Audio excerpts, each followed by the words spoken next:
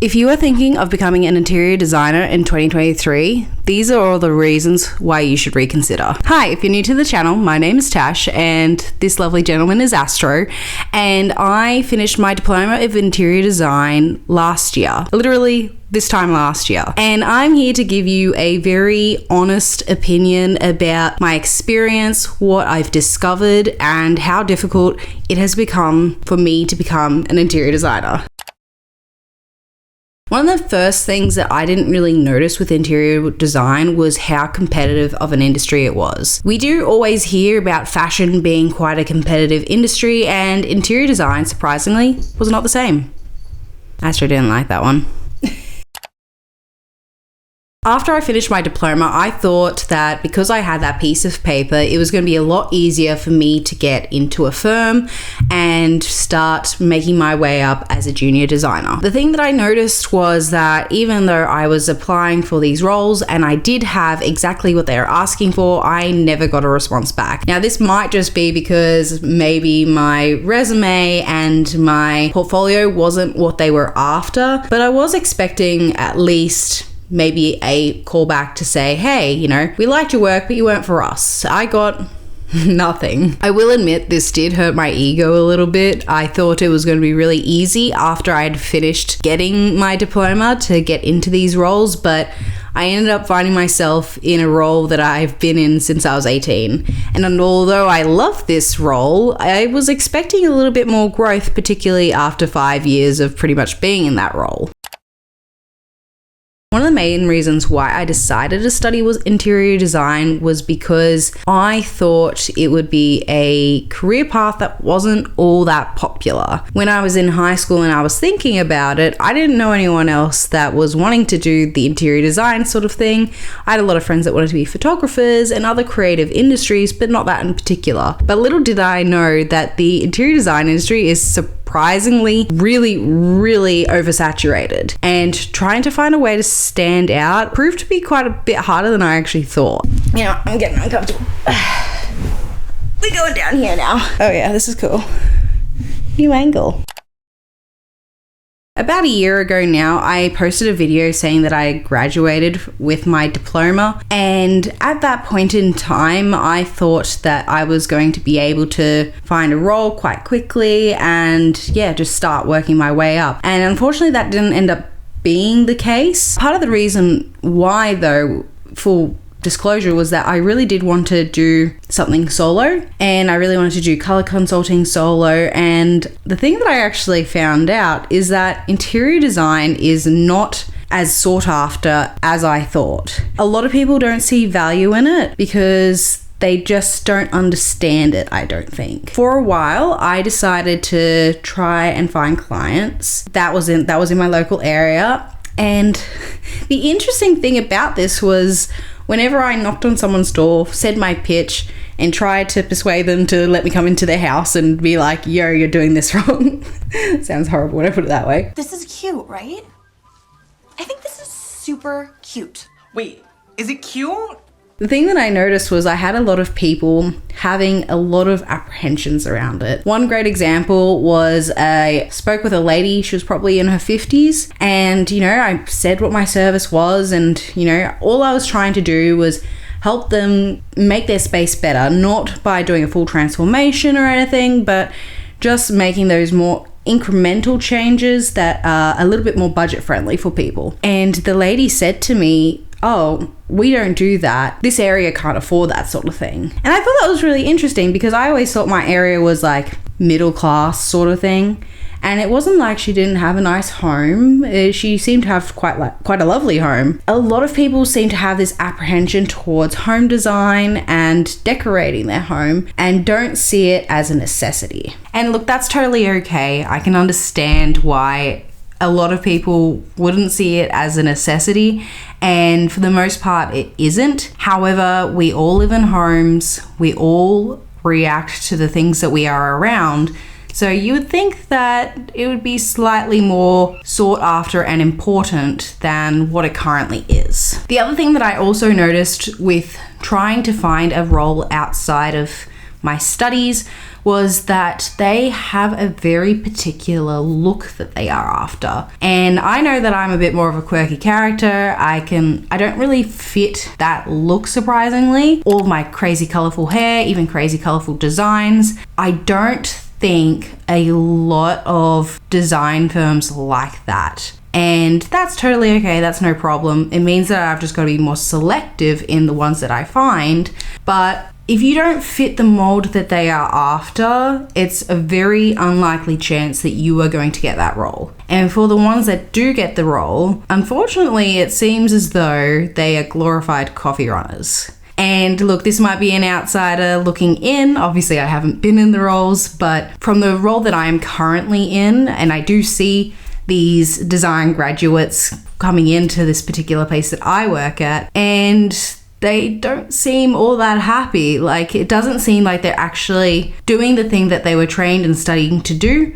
They are actually just like glorified assistants more so. Right, remember you and I have totally different jobs. I mean, you get coffee.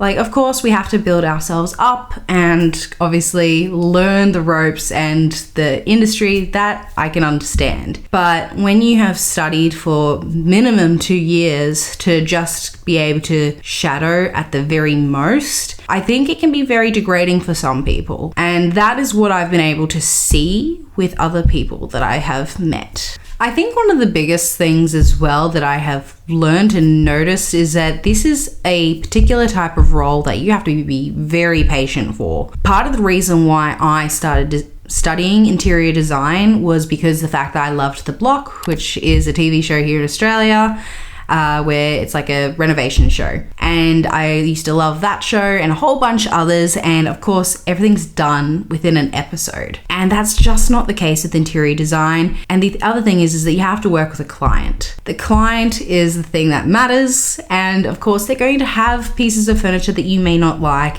They're going to have walls that you can't knock down. And I think interior design, like particularly the studying, doesn't set you up enough for that. When I was studying, there were a couple of items that they'd be like, okay, they have these items, you've got to figure out how the room's going to work with it. But it wasn't an integral, like, you've got to make sure this works. Like, it was kind of like, oh yeah, just like chuck it in somewhere there. And although I may sound cynical, these are just things that I have been experiencing, and I really want people to know this before jumping into it, because I think there would be a few less people that would want to go into this particular role after hearing this. I don't want people to go ahead and study for years only to find out that they don't like the role that they've decided to go for. The person that I think that would suit interior design is someone that is creative but patient, and someone that enjoys a bit more of a challenge and likes working around things. Like, if you're someone that likes to just have like a blank piece of paper and just go wild, I don't think this is quite the type of career choice that'd be best for you, because when you are working with clients and you are working with average people and other designers as well, you need to be able to compromise your own style to suit them as well. This obviously does occur in plenty of other industries, but I think it is something that needs to be mentioned. Transfer. Okay, you two in the conference room with me. Nobody leaves until we work this out. The design shows have a very good way of suggesting that they made up everything, but the thing is that a lot of the time they have to communicate with contractors, the other designers, and even potentially the homeowners as well. And it's not always all their design. Sometimes there are obviously designers where they can do that, and that's fantastic. Someone like Alexandra Gator is a great example of someone online that has been able to create that for herself.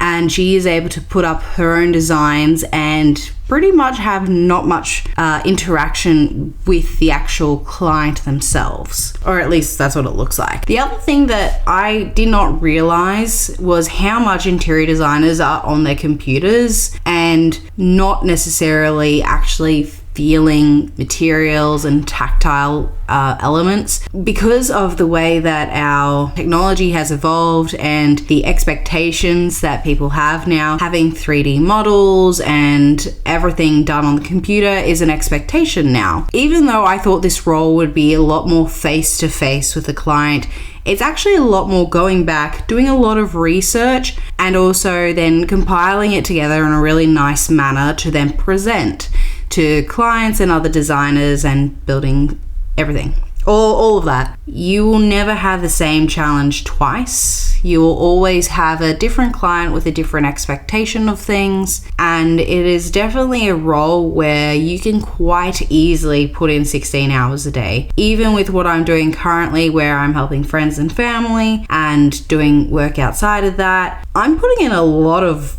effort and a lot of work to create the things that I'm creating, and I love doing that, which is why I'm really glad that I've selected this role, and I'm glad with everything I've decided to do. Like, I feel like I've made the right choice for myself. But if this isn't something that you want to do, where you don't want to go home and potentially do extra work and you kind of want to clock off as soon as you leave the office or anything, this might not be the type of role for yourself, because this seems to be a job that is 24/7. Of course, you can put in boundaries and all that, but when you are speaking with clients overseas or you have contractors calling you, they can call you at any time of the day pretty much. You don't get an off button.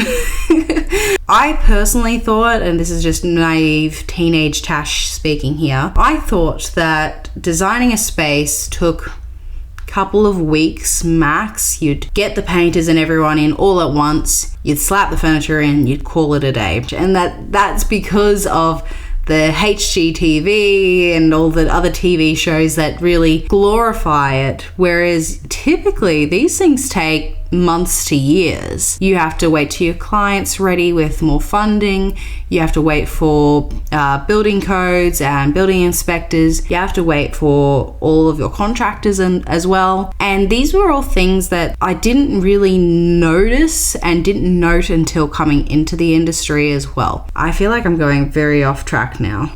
Why should you not become an interior designer? It's very, very saturated. It's not easy industry. You have to look the part, whatever that means. Even though I'm trying to tell you why you shouldn't become a designer, there are so many reasons for myself as to why I wanted to become a designer. I really, really enjoy just having that challenge every single time of, you know, okay, in this particular room, these are our fixed objects. What can we do? This is the style that I want. These are the things that I want.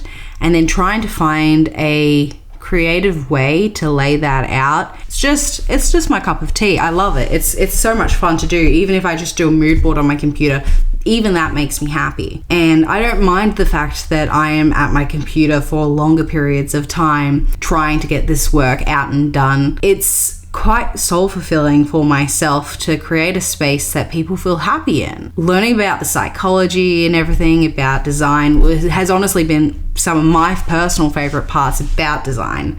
I like the color psychology. Oh yes, I love it. Like trying to figure out what the client likes and their previous experiences with colors. Like I could talk all day about that stuff. Like it genuinely makes me excited and happy. If this particular industry is just something you're thinking about doing because why not, I don't think that's the reason why you should be going into it. I think the reason you should be going into it is because you have a love for creating, and it doesn't necessarily mean you only like creating in one form. The thing that I've noticed with design is the fact that you need to be crafty. You need to be able to do things on the computer. You need to be able to sketch and draw. Well, not really, not these days, but it's handy to have. You need to be able to use multimedia. You need to be able to create 3D designs, both on the computer and in real life, which by the way, I was horrible at, so do not recommend that personally, but that's okay.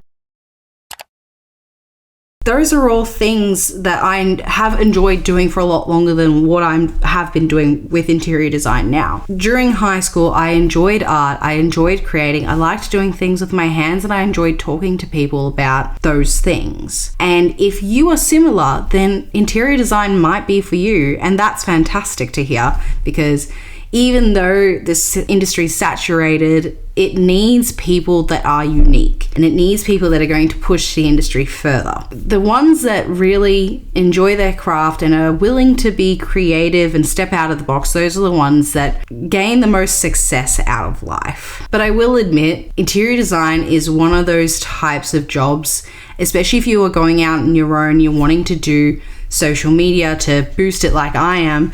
There is a very, very high, what's it called? Overhead? I think it's overhead. There's a very, very high overhead cost to make your own home look nice so you can promote it. And this is something that I have slowly been working towards for myself, trying to design this space and design my home and friends and families. So then I've got a portfolio of real pieces of work that I can actually showcase, because if someone doesn't allow you to give it a go, it makes it very difficult for you to move on and move forward in this particular role. I hope that this has been helpful today. I hope that my honesty has been able to tell you whether or not interior design is right for you. If you'd like to see my first video where I actually graduated, I'll link it up here. It's pretty horrible, but that's fine. And make sure you like and subscribe for more interior design based content. Thanks so much for watching, guys, and I'll see you next video.